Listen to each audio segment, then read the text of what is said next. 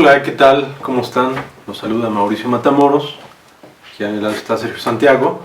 Ambos somos editores de la revista Belcebú, la deben conocer, la revista favorita de chicos y grandes, una revista centrada en el arte, en la cultura en general, pero centrada desde la perspectiva del horror. Y pues bueno, como saben, pues siempre nos reunimos en estos videopodcasts para hablar sobre temas que nos competen y que consideramos importantes. Y como tal, pues bueno, consideramos que hay que celebrar la vida, ¿no? Así es. En este caso queremos celebrar la vida de dos grandes autores contemporáneos de cómics, narradores, escritores importantísimos, y que curiosamente llegaron a un año de vida importante en este mes que acaba de terminar. Estamos hablando obviamente de Grant Morrison y de Garth Ennis, dos autores contemporáneos que bueno, tienen más de 30 años trabajando en la industria y que continúan generando grandes obras e inclusive obras importantísimas, como algunas que vamos a discutir en unos minutos, ¿no? Sí, y bueno, sobre todo que en el caso de Garth Ennis, pues cumplió 50 años, ¿no? Ajá. Y bueno, pues Grant Morrison pues llegó ya a la sexta década, ¿no? O sea, 60 años, ni más ni menos. Y bueno, pues algo que podemos hacer notar ya de inmediato, pues es que se ve, es como mucho más jovial Grant Morrison, ¿no? O sea, finalmente pues es como un eterno, pues no diría adolescente, porque eso es como darle un peso que no tiene, pero sí es una persona que se ha mantenido pues al día en cuanto a ideas, en cuanto a movimientos. Y en el caso de Garth Ennis, pues más bien, pues podemos decir que se ha mantenido en una línea dura, ¿no? O sea, realmente una línea dura. Y va a ser muy, muy interesante hablar, digo, lo comentábamos cuando planeábamos el podcast, pues va a ser muy interesante comentar pues esos contrastes, ¿no? Podemos decir que es un dueto de un contraste ideológico fascinante, ¿no? Sí, son dos autores que en lo personal a mí me impactan mucho. Bueno, Grant Morrison obviamente, que cumplió 60 años hace el 30 de enero. Ajá, sí. Y Garth Ennis cumplió 50 el 16 de enero. Sí, así es. Son dos autores que a pesar de que tienen 10 años de diferencia, son dos autores que coinciden mucho en el golpe mediático que implica su trabajo en el cómic industrial estadounidense. Allá desde principios de los años 90 en DC y en Vertigo Comics, pero sí, como dice Sergio, a pesar de que tienen muchos vasos comunicantes, también son muy distintos, ¿no? Grant Morrison precisamente pertenece a una generación muy marcada por el movimiento punk en muchos aspectos, no solamente musical, y como tal trató de imbuir desde el comienzo con esa ideología todo su trabajo.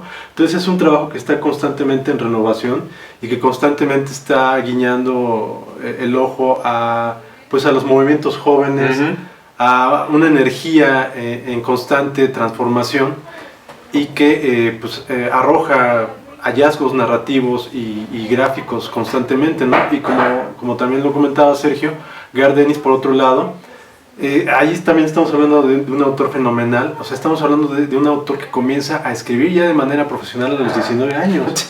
A los 19 años, y comienza con una serie de ideas que son realmente impactantes y que simbran el orden de aquel momento y que continúan haciendo ahorita, ¿no? Es un autor que, como lo decíamos al principio, nace en Irlanda.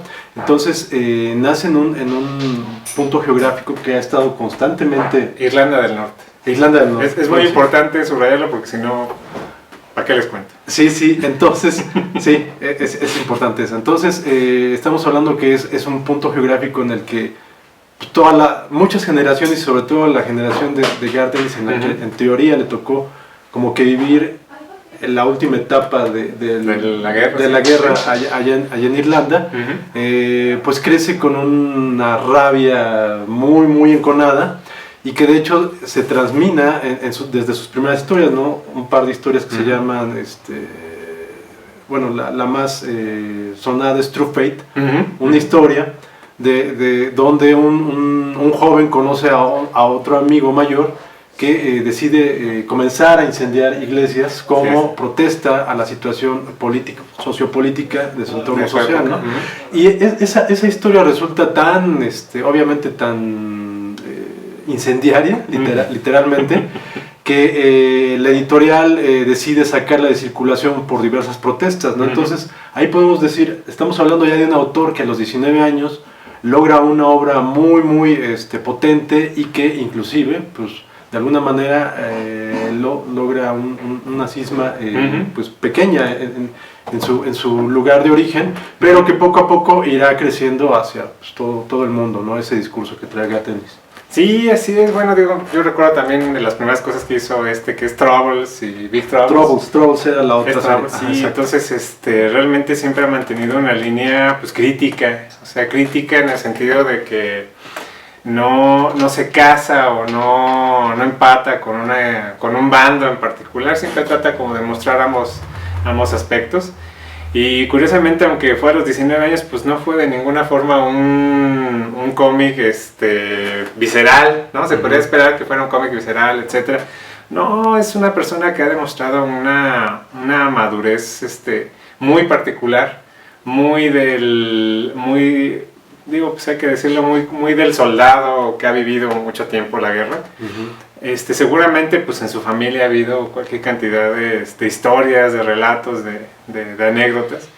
Y es muy curioso porque, digo, es uno de los autores que desde un principio ha sido violento en cuanto a sus historias, en cuanto a sus anécdotas, pero de ningún modo ha sido para promover la violencia, sino al contrario, ha sido una persona, podemos decir, casi pacifista, ¿no? Más bien podría ser como que él entiende que el conflicto a veces es absolutamente inevitable, pero pues al mismo tiempo entiende todo el dolor y toda la situación que causa, ¿no? Entonces, realmente lo vamos a ver esto todo el tiempo en su obra permeado, ¿no? Sí, sí, ahora precisamente sí, es un autor que aborda el horror en todos los niveles y en todos los aspectos, obviamente buscando generar una conciencia y un orden, pero creo que algo de lo más valioso de su obra, aunque parezca pues una aberración, es que no le teme a mostrar precisamente los estragos, los resultados de la violencia, de la guerra, del terror, ¿no?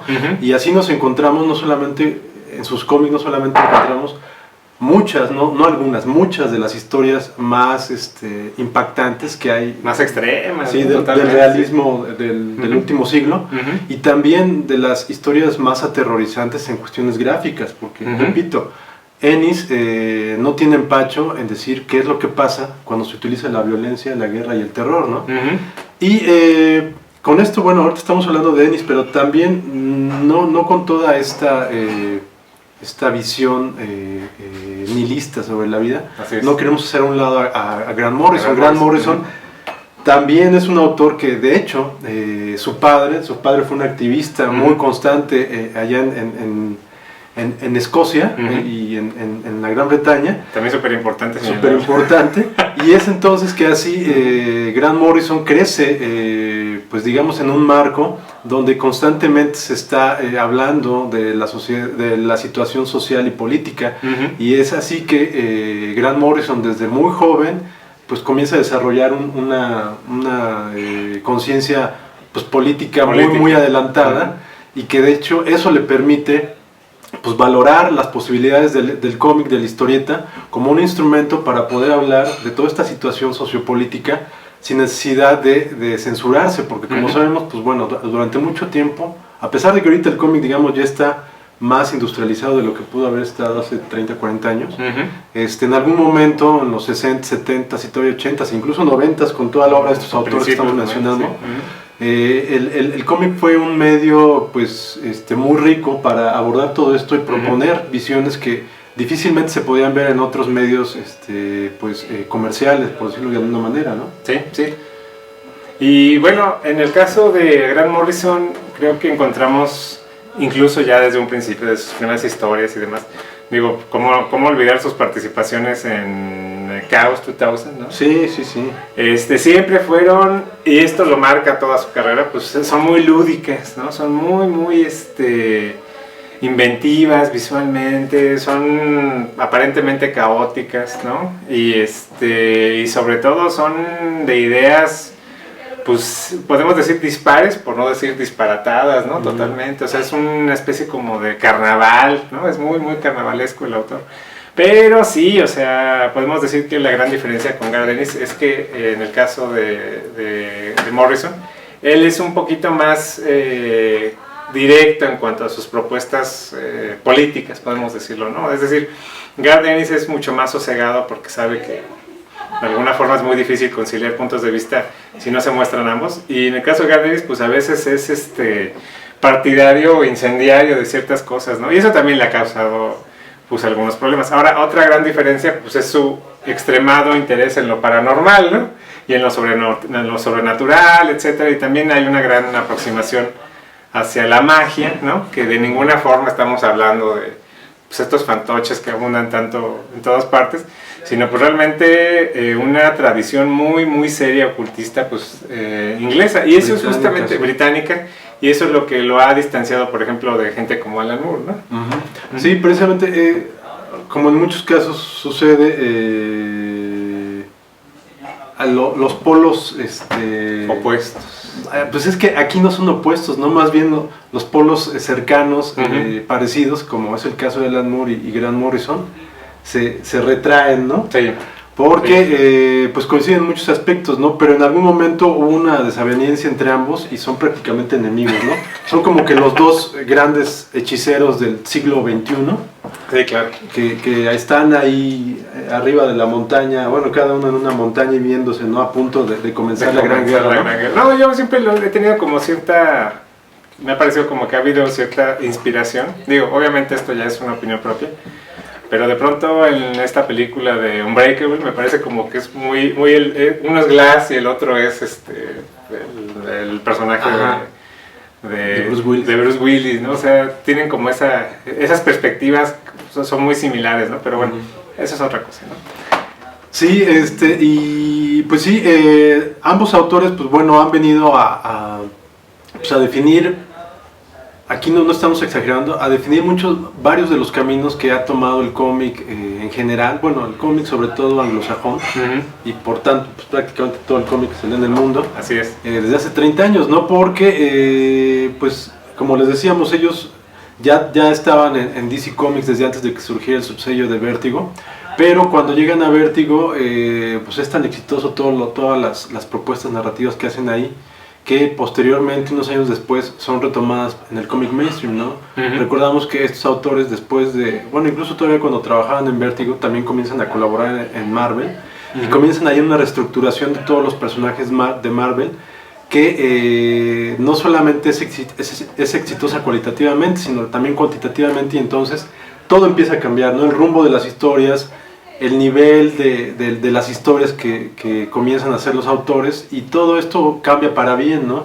Hoy día, pues muchos de los postulados, ya no solamente en Marvel, sino también en DC Comics de superheroicos, pues ya están definidos por lo que escribieron estos autores, Morrison, Ennis, Milligan, entre otros, y también la manera de hacer historias, producirlas y distribuirlas, incluso ha llegado a los terrenos del cómic pues independiente entre comillas, como Image, que digamos ahorita Image retomó como que la mejor escuela de la manera de hacer cómics de esos autores, y ahorita es lo que está generando en muchos casos grandes historias por parte de estos sellos independientes, ¿no? Entonces pues bueno, estamos hablando realmente que estos dos autores son un ejemplo de esa gran camada de escritores británicos que vinieron a cambiar de manera pues, absoluta la escena. Sí, pues digo, realmente prácticamente son parte de todo esto que se conoce como la ola inglesa, ¿no? Es la ola inglesa.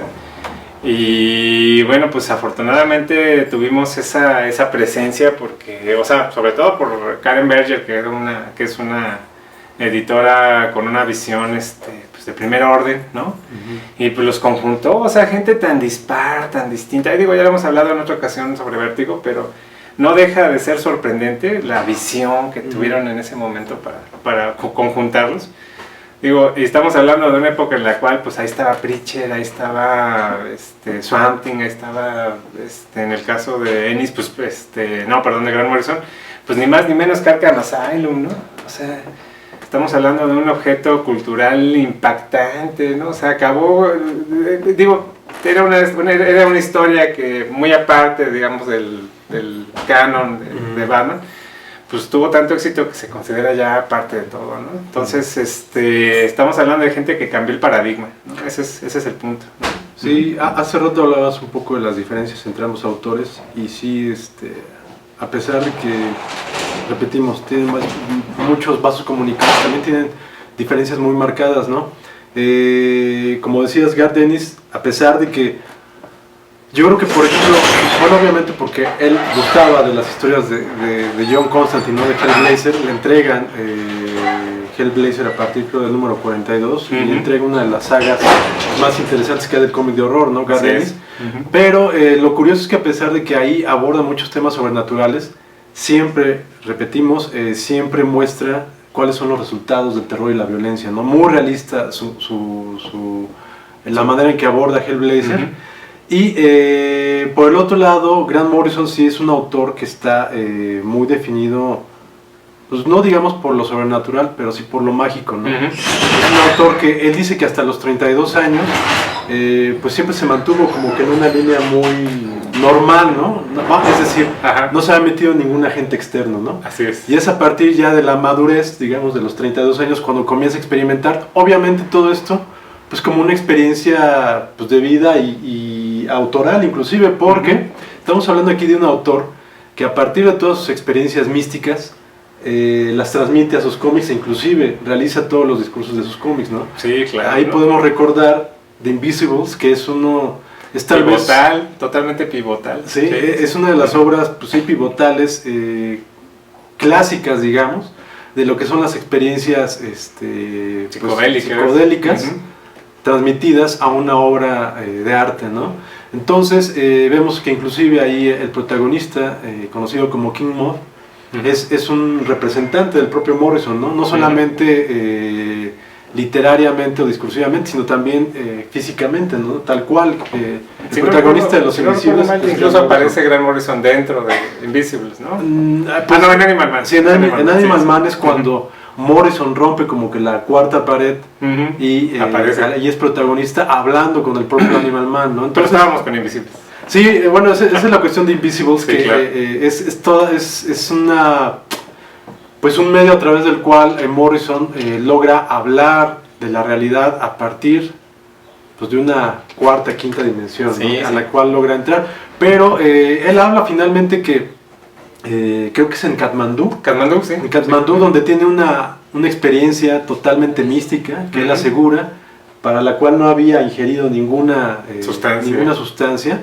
Y entonces, esta experiencia, que entiendo, creo que fue en una azotea, le cambia toda la perspectiva de vida, y a partir de eso no solamente le da una manera distinta de hacer cómics, sino que también a partir de ese momento comienzan a suceder una serie de eventos sí, claro. Pues, totalmente peculiares en su vida, que también él comienza a transmitirlos a través de The Invisibles, ¿no? Como es inclusive el encuentro cercano con una entidad extraterrestre. Una entidad, ¿no? Sí, es como de esas cosas, entre comillas, polémicas, porque cualquiera que conozca a una persona creativa, pues sabe que todo el tiempo tienen este tipo de aproximaciones, de aperturas. Para ponernos sangrones, pues Tarkovsky lo llamaba experiencias poéticas, ¿no? Como saben, pues Stalker es una obra llena de este misticismo, pero bueno. Se supone que él tuvo contacto con una presencia, y esta presencia aparentemente extraterrestre le dice que tiene que usar los cómics para expresar ciertos mensajes. Entonces la experiencia fue tan fuerte y tan real para Grant Morrison, independientemente de si es real para esta dimensión, podemos decirlo. Pues él inicia Los Invisibles justamente como una investigación personal, y eso también es una gran diferencia con Garth Ennis. En el caso de Garth Ennis parece como que él tiene ya las respuestas ya muy sopesadas, muy concretas.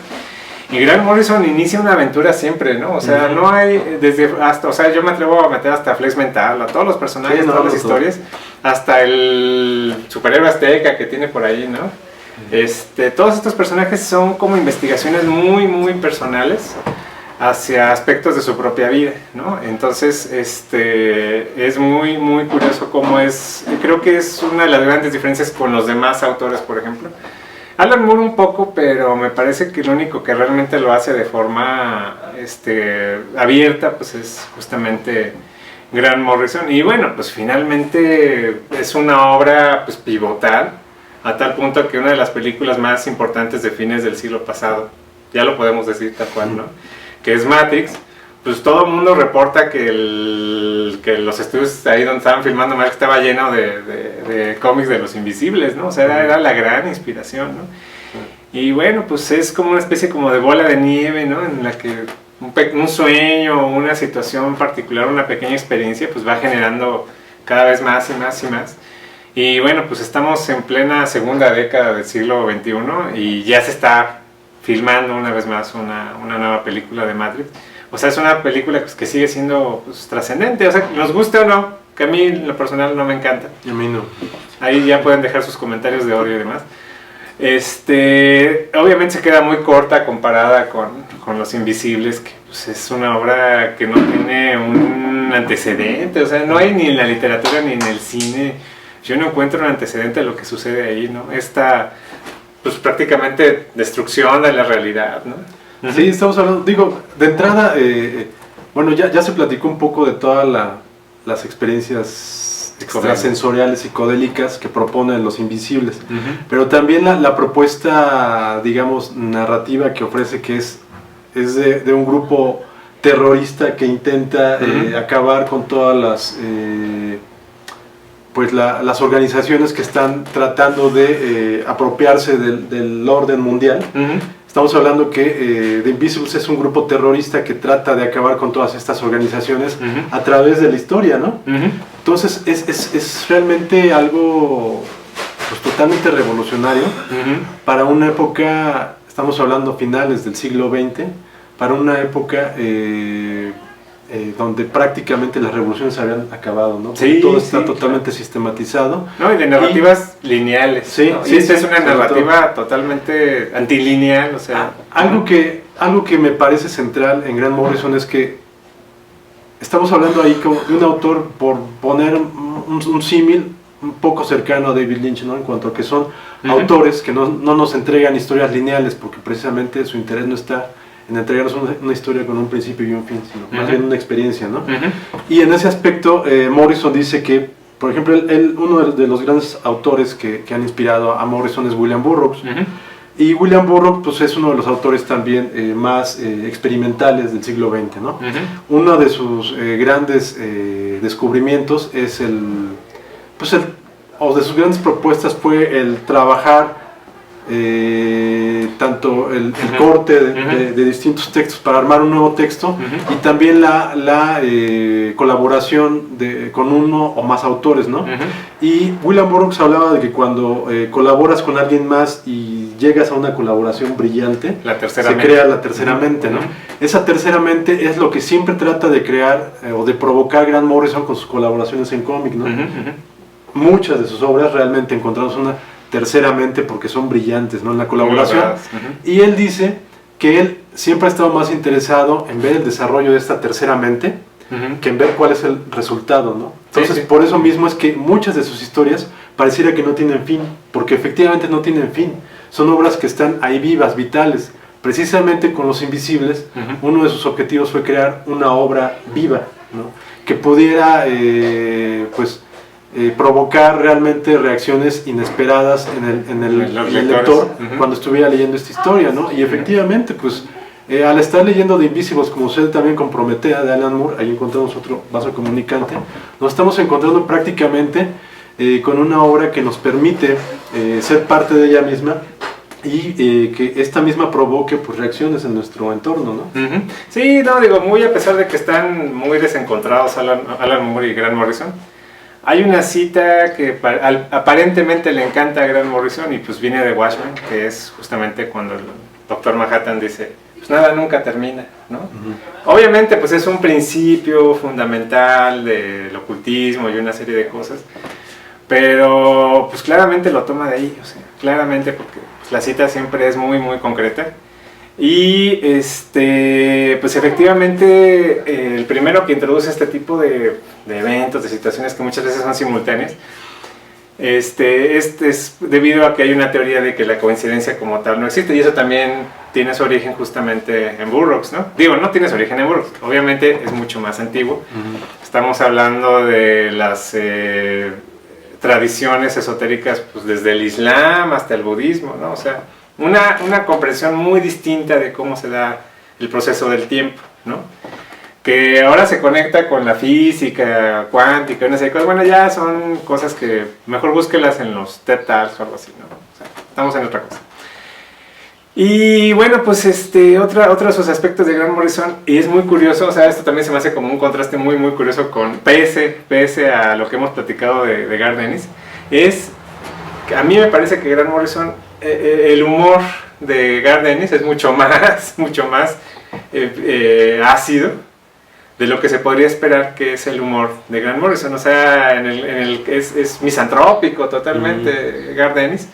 Y en el caso de Grant Morrison, pues parece hasta como conciliador de pronto, ¿no?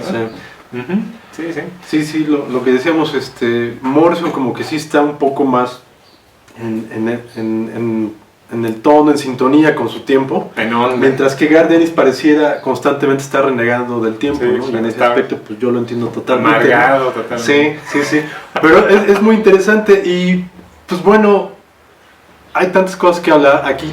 Pusimos algunas de las obras. Unas muestras. Y pues bueno, está por ejemplo, por acá está Doom Patrol, que pues bueno, ya se mencionó Doom Patrol, es uno de los grandes momentos en el cómic, sí, mainstream de superhéroes. De entrada hay que subrayar que de Doom Patrol surge en el 62, y cuando surge también, ya desde que surge, creado por Arnold Drake y dibujado por Bruno Premiani, estamos hablando de una creación peculiar, ¿no? Estamos hablando de que surge unos meses antes que los Hombres X, y trae prácticamente los mismos postulados de los Hombres X, pero también como outsiders, ¿no? Es decir, la historia convierte en éxito a los Hombres X, y a Doom Patrol lo deja a un lado, ¿no? Y por lo mismo como que va surgiendo, va creciendo de una manera más interesante, y cuando la retoma Grant Morrison a finales de los 80s, pues la convierte en algo inaudito, ¿no?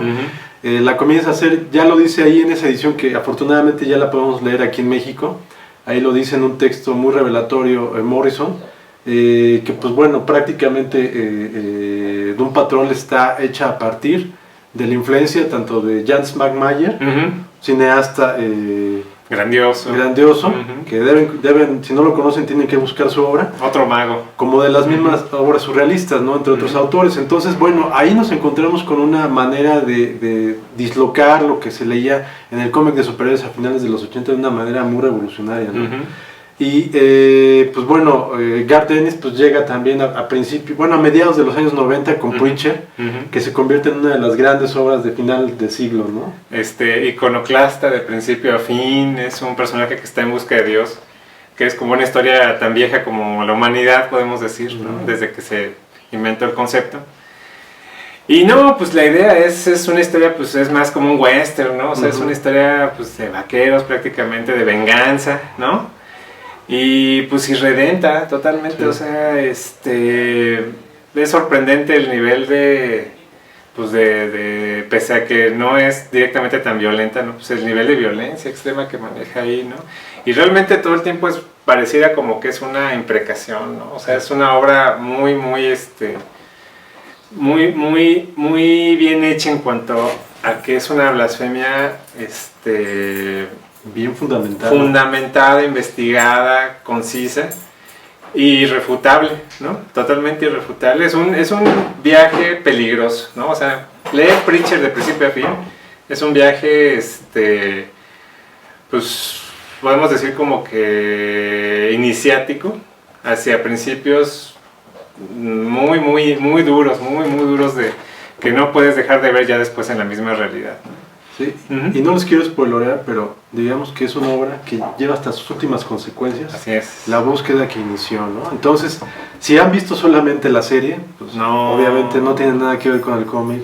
los invitamos, les exigimos. Es la que versión lean el cómic. homeopática, es la versión homeopática de esto, sí, claro. Y para entender esta gran obra y ver lo que puede hacer un gran autor cuando pues se encuentra, cuando es totalmente rabioso y no permite que se le censure y finalmente tiene los pantalones para hablar de las cosas como son, ¿no? No, Ennis da muy pocas entrevistas generalmente, pero las pocas que encuentren ustedes en torno a Preacher, pues son en sí mismas ensayos, ¿no? O sea, realmente es una persona, no me atrevo a decir erudita, porque pues bueno, ¿quién le gana a Alan Moore en ese sentido?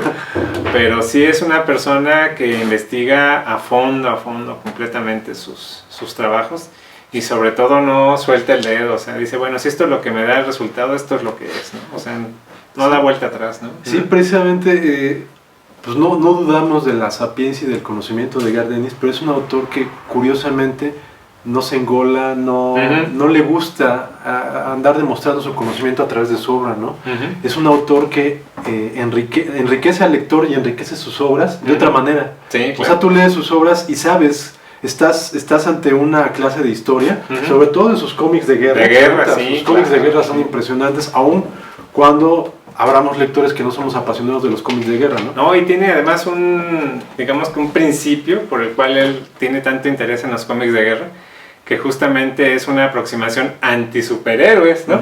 Porque él dice que él comenzó justamente con esos proyectos porque le molestaba mucho que los cómics de Capitán América se centraran en la época de la Segunda Guerra Mundial.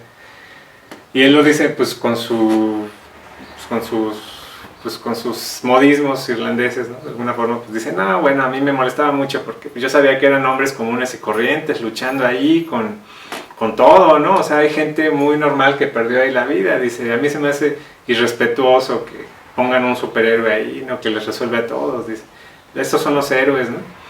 Y bueno, lo hace con una seriedad, abrumadora, totalmente, ¿no? Sí, y bueno, en el caso de ambos autores estamos hablando de escritores que, pues sí, ya lo mencionamos con la búsqueda de Morrison, de La Tercera Mente, son autores que sí buscan, obviamente con la ayuda de los editores, porque en muchas ocasiones ellos son los que deciden qué dibujante los va a acompañar, deciden pues qué dibujante los tienen que acompañar y son muy buenos, ¿no? En el caso de Ennis estamos hablando de un autor que... es otra manera de romper con el molde, ¿no? Porque estamos hablando de un autor que ha logrado hacer historias muy populares e inolvidables de superhéroes, bueno, o de vigilantes, vengadores, como es el caso de Punisher. Que además fue una fueron que como 9 años más o menos de... Sí, fueron como 4 años, pero después de eso ha seguido presentando algunas miniseries. Y pues cambió totalmente el personaje, ¿no? De una forma muy distinta como cambia los personajes. Grant Morrison de alguna forma los renueva.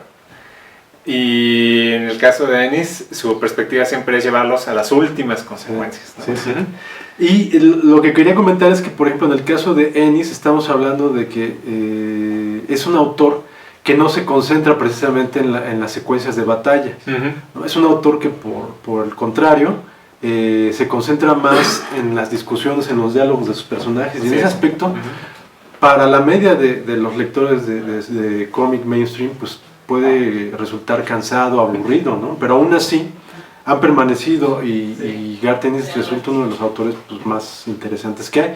Y en ese caso Preacher es un cómic que prácticamente es un estudio de personajes, ¿no? Sí, claro. O sea, si tuviéramos que compararlo con el cine, pues son películas prácticamente donde hay solamente diálogo, ¿no? Así es, sí. Y en ese aspecto, por lo tanto, sí, exige demasiado de los dibujantes, porque se tiene que tratar de dibujantes que deban de tener la capacidad para dibujar el cuerpo humano y sobre todo la gesticulación. La expresión, sí, claro. Sí. Entonces, en ese aspecto, pues nos encontramos con grandes mancuernas, como es el caso de Preacher, con el finado Steve Dillon, un dibujante que seguiremos extrañando y con el cual también dibujó gran parte de su saga de Punisher. Sí, claro, sí. Y entonces pues nos encontramos que logró grandes mancuernas realmente impactantes, ¿no?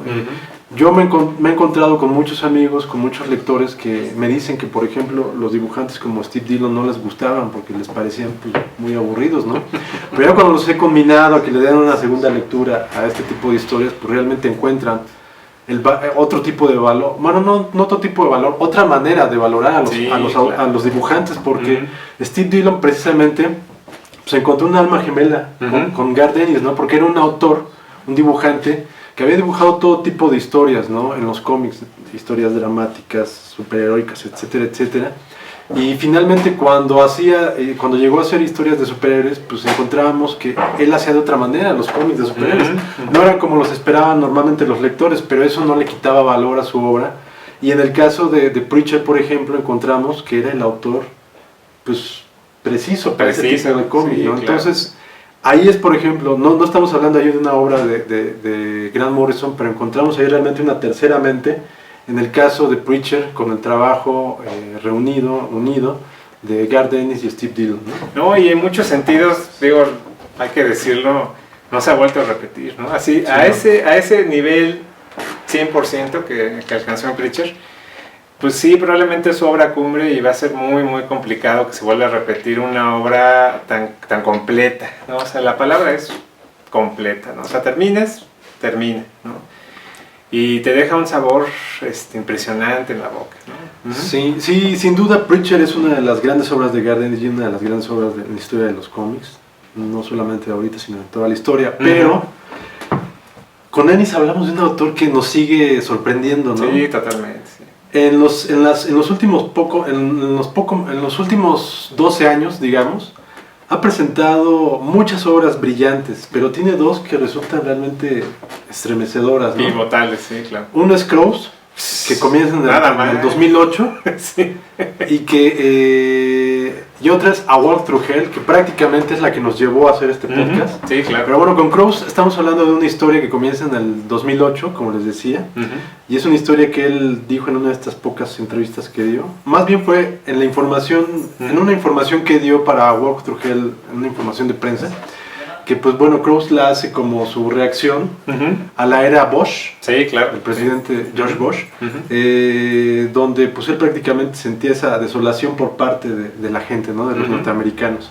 Y A Walk Through Hell, que es la obra más reciente de Garth Ennis, esa la hace como reacción a la era Trump, sí, claro, donde pues estamos hablando de una era de corrupción total y fechorías totales, ¿no? No, pues es que estamos hablando de, podemos decir, si hablamos de décadas, pues estamos hablando que Crosser de alguna forma pues inaugura el 2010, ¿no? Y A Walk Through Hell inaugura los 2020, ¿no? Y lo hace pues con una visión casi profética, ¿no? Pues ¿por qué? Bueno, pues porque él sabe que la gente en esencia no va a cambiar, ¿no? Y Crosser tiene mucho de eso, mucha de esa protesta, no protesta, tal vez sea denuncia, ¿no? De cómo detrás de una civilización, por muy presente que esté, pues hay barbarie, ¿no? O sea, esa es como una de sus particulares líneas de trabajo siempre, que detrás siempre hay una barbarie extrema que detrás de toda la cultura y toda la industria, pues hay un consumo brutal de recursos, ¿no? Y creo que se debe llevarlo a sus más extremas consecuencias. Digo, para los 2 o 3 que llegaron sin querer acá y no saben la anécdota de Crosser, pues es justamente que surge una especie como de enfermedad, ¿no? Que no sé, creo que nunca se sabe de dónde viene, ni mucho menos. Pero es una enfermedad que causa las mutaciones, digamos que elimina las limitantes morales, ¿no? De la gente, que justamente es una cruz que tiene en el rostro. Es más una cicatriz, ¿no? Es como una especie de cicatriz. Es muy desagradable, realmente. Sí, porque es una cruz invertida, pero es la carne viva. Es la carne viva, sí. Y bueno, pues elimina completamente sus limitantes morales y se muestran tal y como quieren expresar sus deseos. Y bueno, esto pues termina en los más excesivos y extremos eventos, ¿no? Los únicos que están a gusto pues, son los psicópatas, ¿no? Porque parece que no les afecta la enfermedad porque no cambian, ¿no? Sí. Entonces, bueno, pues es una denuncia. A final de cuentas, ahí, digo, sobre todo en la serie que hizo Ennis, ¿no? O sea, en esos números en particular que iniciaron todo, porque bueno, pues ahora prácticamente hay de todo, ¿no? Hay como 5 series extras. Hay una que generó, que escribió, bueno, no la escribió, sino él aportó las ideas a Alan Moore. Que digo, sería como una mención aparte porque fue impresionante lo que hizo Alan Moore, pero bueno, la cuestión es que estas hordas pues, demoníacas, ¿no? Prácticamente, que de pronto recorren todas las ciudades, pues sustituyen a la humanidad, ¿no? Pero en esencia es lo mismo, o sea, en esencia termina siendo los mismos extremos, las mismas condiciones de devastación, pues que estamos creando, o sea, finalmente estamos acabando con un planeta entero, ¿no? Y eso es lo que somos. Sí, y digo algo, en otro aspecto muy interesante de Crows es que es una historia, una saga que la comienza Garth Ennis con un postulado realmente interesante, o sea, y totalmente brutal sin cortapisas, sí. Y como dice... Para la página 2 ya todo es sangre. Sí, no, y las portadas, la colección de portadas son demoníacas, ¿no? Pero sí es muy interesante ver qué es la sociedad cuando todos sus habitantes prácticamente pues se convierten se elimina totalmente ese freno que mencionas, se convierten en asesinos y violadores, ¿no? Porque eso es de lo que habla Crows.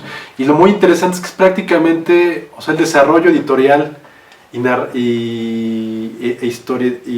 historia de Crows ha sido prácticamente como el desarrollo de un cómic de superhéroes, porque es algo que propuso Garth Ennis y que posteriormente han ido retomando otros autores como Cy Spurrier, como Jamie Delano y obviamente Alan Moore. Entonces es la primera y única obra hasta el momento de Garth Ennis que ha sido retomada por otros autores, porque ha resultado demasiado valiosa y sobre todo ha resultado con la posibilidad de continuarla desde otras perspectivas y aspectos. Entonces es muy interesante ver, ahorita ya tenemos más de 100 números de Crowset, ¿no? Y es una serie que afortunadamente comenzó a publicarse aquí en México, entonces busquen los libros que se han publicado. Y es algo que, bueno, obviamente sí creo que se tiene que mencionar esto, no tendría que mencionarse, pero bueno, se tiene que mencionar. Si quienes nos están viendo son lectores que se asustan fácilmente o que no están acostumbrados a escuchar la realidad como es, pues no lean este cómic. Sí, y bueno, hay que decirlo, digo, ya que lo mencionas, pues hay que decirlo abiertamente. No muestra nada que no esté pasando. O sea, así tal cual, ¿no? Y eso es también una gran prerrogativa de Garth Ennis, ¿no? O sea, no dar vuelta atrás, ¿no? No mirar hacia otro lado. Y pues es el autor como de un humanismo, creo que de todos los que hemos hablado, pues es creo que nada más le sigue un poquito a Peter Milligan, pero pues es un autor de un humanismo consumado, ¿no? Totalmente. Sí, y bueno, eso es el caso de Crows, una especie de crónica de un momento histórico a través de los cómics, ¿no? Así es. Y así llegamos a otra crónica que se publicó entre 2018 y 2019, se llama A Walk Through Hell, aquí la tenemos, que constó de 12 números. 12 números, sí. Y bueno, yo la leí en su momento conforme fue saliendo mes a mes, algunos números se retrasaron un poco más, pero acabo de leerla para este video podcast y estoy realmente fulminado, ¿no? Le comentaba a Sergio que ayer terminé el último número y a mí, pues como deben saber quienes ven este video podcast, estamos aquí nosotros reunidos porque nos gusta todo lo que genera la narrativa a través del género del terror, ¿no? Y precisamente porque también es un acto subversivo para romper moldes, ¿no? Y romper líneas, ¿no? Y pues a Walk Through Hell, o sea, no estoy acostumbrado a ver en cine, a leer en novelas, en cómics, todo tipo de historias de terror, y me encantan, me apasionan, pero muy pocas me impactan, ¿no? Y con A Walk Through Hell le digo que ayer lo terminé de leer, y pues ya en la madrugada me desperté de repente, porque pues, no, de repente así me desperté y ya no pude dormir porque me puse a pensar una serie de cosas. Es brutal. A partir del cómic, y es realmente espeluznante todo lo que nos propone y todo lo que desmenuza, ¿no? Y de un modo muy, muy distinto a Crowset, ¿no? O sea, realmente... Sí. Totalmente es lo opuesto. Sí, podemos decir de alguna forma que es lo opuesto porque A Walk Through Hell, digamos que tiene como dos líneas, ¿no? Una línea que sucede, pues, como el nombre lo indica, en el infierno, que es un infierno como nunca habíamos visto. O sea, no es este infierno de llamas o con demonios, ¿no? Es simplemente un lugar donde no puedes hacer nada, no puedes hacer más que existir, ¿no? O sea, es un lugar donde no hay absolutamente nada, ¿no? Donde existir, donde estar, ¿no? Estar, Porque, no sé, es un lugar... mira, yo recordé mucho pensando en eso justamente porque, bueno, pues termina siendo una experiencia total. Recordé una frase del Fausto, de Marlowe, una vez más, ahí arróbenme con es de mamador o yo qué sé. Pero sí, recordé muchísimo una frase de Fausto que le decía a Fausto al demonio, oye, pero pues tú estás aquí, ¿no? A Mefisto, ¿no? Le decía, pues tú estás aquí. Dice, sí, claro, aquí estoy, ¿no? Dice, pero pues, ¿por qué no estás en el infierno? Pues deberías estar en el infierno. Y le dice Mefisto, pues estoy ahí también. y le dice Fausto, pero ¿por qué? ¿Cómo puedo estar en el infierno y estar aquí al mismo tiempo? Y le dice, porque el infierno es el lugar sin límites. Recordarán esa película también mexicana. Bueno, la cosa es que eso exactamente es lo que lleva al presente, a este momento. Gardenis lleva a una presentación de un tipo muy particular, un concepto muy perturbador de infierno, ¿no? Justamente, que es ajeno a cuestiones éticas, ajeno a redención, ajeno al tiempo mismo, ajeno a la realidad, ajeno a una serie de cosas, pero que cuando la forma en que lo plantea, ¿no? Tiene un eco, hace un eco con el presente, justamente con el presente de la segunda mitad del siglo XX, pues que te deja helado, o sea, te deja sin esperanza total, ¿no? Sí. Y realmente es una obra que es lenta, ¿no? Porque es lenta, podemos decir que es lenta, pero vale muchísimo la pena llegar a ese número 12 con ese final que no deja nada. O sea, una vez más, ¿cómo logra Gardenis en una sola historia, una historia totalmente completa, ¿no? O sea, pues te deja sin ninguna defensa, ¿no? Sí. Sí, no, yo realmente quedé nuevamente muy impresionado por esta historia porque, sí, creo que prácticamente hemos leído toda la obra de Gardenis y me ha resultado impresionante ver, o sea, cómo desde un inicio fue un autor maduro, sí, claro. Y todavía esta obra hasta el momento es la más madura de él, ¿no? Es impresionante cómo la construyó, los tiempos que maneja, la complejidad del diálogo entre los protagonistas y entre los personajes de apoyo, y dentro de todo esto, cómo logra darle una vuelta al significado real del mal y del terror, ¿no? Totalmente. O sea, es impresionante. Y lo que comentábamos es prácticamente lo contrario a Crowset, sí, porque claro. Mientras Crowset, esto sin demeritar la profundidad de su discurso narrativo o su discurso literario, Crowset era una obra totalmente gráfica, ¿no? Donde la violencia estaba ahí, presente en primer plano. Y en A Walk Through Hell, por el contrario, muy sosegado. Aún a pesar de que tiene imágenes realmente aterradoras. Bueno, hay una de las... para que les entre más el interés. Yo nunca he visto escena más horrible, así espantosa, electrificante, gélida. O sea, nunca he visto algo peor en cómic. En todos estos años. O sea, vean lo que estoy diciendo. Que la escena de la chaqueta. O sea, hay una escena, búsquenla cuando lean el cómic, la van a encontrar y van a descubrir qué es. Hay una escena de una simple chamarra, chaquetita, pues ahí colgando de un gancho, ¿verdad? Es lo más pavoroso por toda la circunstancia que van a descubrir ustedes cuando lo lean. ¿Cómo llegó a eso, Gardenis? O sea, ¿cómo llegó a ese nivel de misantropía? ¿Cómo llegó a ese nivel de desesperanza? Y sobre todo, ¿cómo puede seguir? Recordando el Candyman, de esos momentos en que todavía Clive Barker tenía algo que decir, pues él decía, le decía a Candyman a sus víctimas, ¿cómo puede seguir existiendo sabiendo que yo existo, no? Bueno, pues eso es lo que decimos aquí, o sea, llegó Gardenis a un punto en el cual queremos ver qué sigue, ¿no? Porque no vemos para dónde puede ir. No, pues sí, yo no quiero hablar mucho de la historia, pero los protagonistas son dos agentes del FBI que están investigando a un pederasta. Y pues como sucede aquí en Estados Unidos, en China y en todos lados, los investigadores están muy concentrados en su investigación, quieren atrapar a este tipo, pero el sistema no los deja. Ujú. El sistema simplemente no los deja y Ujú. no los va a dejar, ¿no? O Así sea, es. y tampoco eso es una revelación, ya sabemos que esas son las cosas. Pues eso lo eleva a un nivel metafísico. Ajá, pero acá Gardner realmente tuvo una sapiencia, una claridad mental, un don como narrador Sí, y como claro, todo, sí, como ser humano, para realmente presentarnos, les repito, la revelación del mal y del terror, pues al más impactante que he tenido en años. En ¿no? años, sí. No, y nos muestra algo que ya sabíamos, mucha gente que se dedica pues, al pensamiento y demás. Pues la lucidez es un tipo de maldición, Sí. ¿no? O sea, eso es lo que está pasando ahí, ¿no?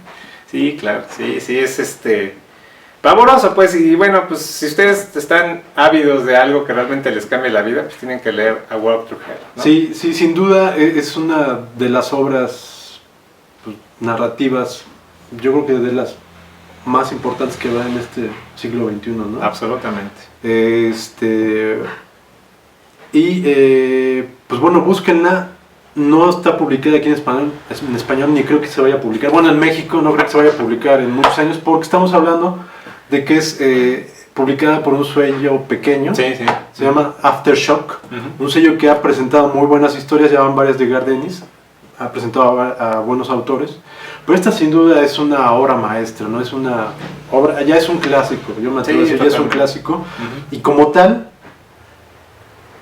pues no han hablado gran cosa de ella en Estados Ujú. Unidos, Sí, por supuesto. no ha habido muchas entrevistas, no ha habido muchas reseñas, ha habido algunas reseñas y varias de ellos se quejan de que es compleja, es una obra muy compleja, sí hay que leerla más de una vez. Hemos llegado a un punto en que la gente se queja de que algo es complejo. Ajá. Se quejan de que supuestamente, de que el dibujante no es malo, pero pues de que es aburrido ver tantos rostros. Sí, no tiene repetitivos. chiste. Sí, sí. Si a ustedes les gusta, este tipo de cosas, no la lean. Ajá. Sí, totalmente. Y ya he visto también algunas reseñas que se quejan de la violencia de la que se discute en la película, en la obra. En la obra, sí. Entonces, sí, yo creo que no va a llegar a México. Si llega, pues yo seré el primero en comprarlo y aplaudiendo.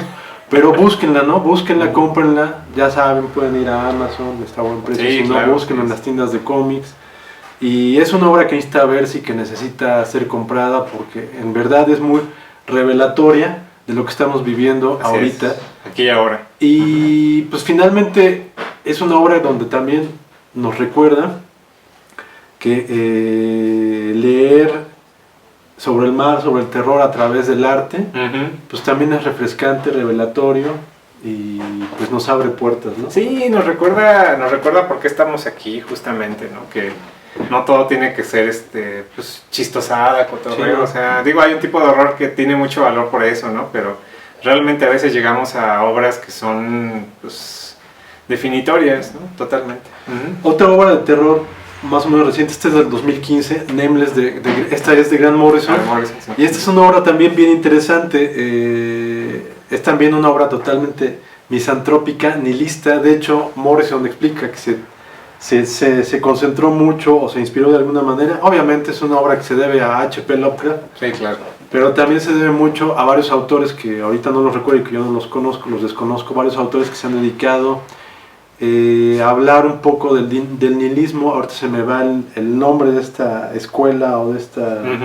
este tipo de análisis que se está dando en los últimos años y que es totalmente pues devastador, ¿no? Como que no tiene esperanza. Ujú. Entonces esta es una obra bien interesante porque es de ciencia ficción, aparentemente de un grupo de exploradores que están tratando de hacer contacto con un aerolito que va a llegar a la Tierra y que en realidad este aerolito es como que, pues no el mensaje, más bien es como que la liberación de una entidad antigua, de un primigenio finalmente. Ujú.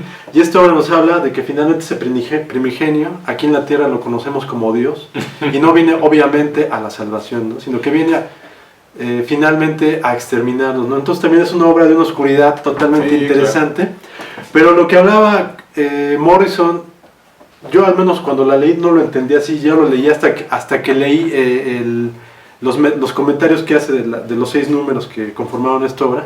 Es que lo que trataba de decir él es que le estaba diciendo a la mujer que ya finalmente terminara con todo el orden del hombre y para sí. que finalmente es algo que está explorando últimamente, sí. tomara como que el control de la situación, ¿no? Y esto estamos hablando que él lo hablaba hace 5 años, ¿no? Sí, Entonces es bien interesante. O sea, no, y digo, ya incluso en Invisibles, en algunas cosas, pues ahí lo vemos todavía, ¿no? Pero realmente lo hace a otro nivel, o sea, digo, hay que decirlo muy claramente, Grant Morrison lo hace a un nivel desde las mitologías, pero sobre todo desde el subconsciente. Nameless tiene sobre todo influencia de una ideología pues mucho más antigua, que es el agnosticismo, ¿no? Donde se supone que lo que creemos que es Dios o un Dios o el creador, pues es un usurpador, ¿verdad? O sea, es un fantoche, ¿no? Entonces, bueno, pues eso sí ha sido algo que ha manejado toda la vida, ¿no? Es más, digo, hablando de lo reciente, en su reciente línea para Linterna Verde de Grant Morrison, pues lo arrestan, no arrestan a Dios, ¿verdad? O sea, ¿por qué? Pues porque quiere subastar el planeta Tierra. Bueno, ya lo leerán ustedes, es un carnaval también, ¿no? Pero lo más interesante en el caso de Nameless es cómo, siguiendo esta misma línea de renovación total, pues renueva totalmente lo que teníamos entendido por los mitos. O sea, los mitos de Lovecraft, por no decir Cthulhu o Cthulhu, como ustedes quieran, pues ya de alguna forma ya estaban como muy asimilados por la cultura pop, ¿no? O sea, ya llegamos a un punto, como bien señala Alan Moore, que Cthulhu ya es un muñequito ahí, es kawaii y bueno, una serie de cosas, ¿no? Aquí le devuelve, y es muy curioso, una vez más, porque Alan Moore era su queja principal, que habíamos asimilado ya de una forma ridícula a estos primigenios de Lovecraft. No, pues les devuelve otra vez el sentido, les devuelve otra vez la dimensión, ¿no? Que es pues es el aspecto de horror cósmico. O sea, Grant Morrison parece que dice, bueno, a ver, espérense, vamos a parar aquí. Esto es lo que está pasando, ¿no? Esto es lo que está pasando y esta es nuestra pequeñez como humanidad, ¿no? O sea, prácticamente es un mundo en el cual la humanidad pues el universo es indiferente totalmente a la humanidad, ¿no? Y entonces está expensa de estos horrores, pues sí, una vez más fuera del tiempo, ¿no? Y pues es fascinante cómo vuelve, o sea, digo, uno que ya leyó y releyó a Lovecraft, es impresionante cómo reconvierte ese discurso y pues lo lleva a un nivel que esperemos que siga, que se vaya infundiendo en la cultura misma, ¿no? Sí.